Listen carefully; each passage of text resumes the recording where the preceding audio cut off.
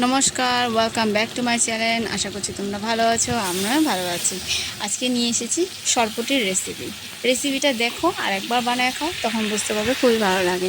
কিন্তু তোমরা কি করো, আধা রেসিপি দেখো আর দেখো না, এই জন্য ভালো করে বুঝতেও পারো না যে কীরকম হয়েছে রেসিপিটা, বানিয়ে খাবে কীরকম করে। যদি দেখো তাহলে শিখতে পারবে বা জানতেও পারবে। হয়তো অনেকে জানো এই সর্ষে দিয়ে বানানোটা খুবই টেস্ট হয়, খুবই ভালো হয়। সঙ্গে থাকো, দেখো। আমি এখানে ভেজে নিলাম সরপুটিগুলোকেও, আর এখানে নিয়ে নিয়েছি সাদা সর্ষে, কাঁচা লঙ্কা, আর নিয়ে নিয়েছি পেঁয়াজ। এটাকে ভালো করে পেস্ট করে নিলাম। তোমরা শিলনোড়াতে বেটে নিতে পারো।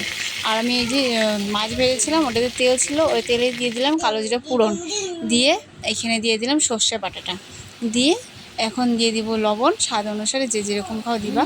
আর এখানে দিয়ে দিলাম হলুদ গুঁড়ো।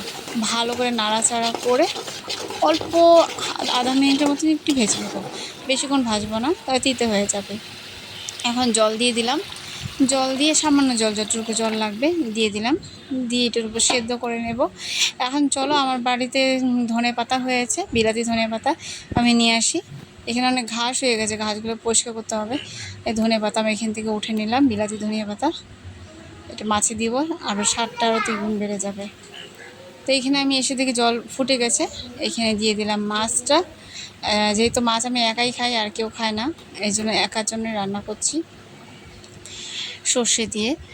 তো এখানে হয়ে গেছে, জলটাও ফুটে গেছে, মাছটাও ভাজা আছে, বেশিক্ষণ নাড়াচাড়া করবো না, অল্প সময় করলেই হয়ে যাবে নাড়াচাড়া।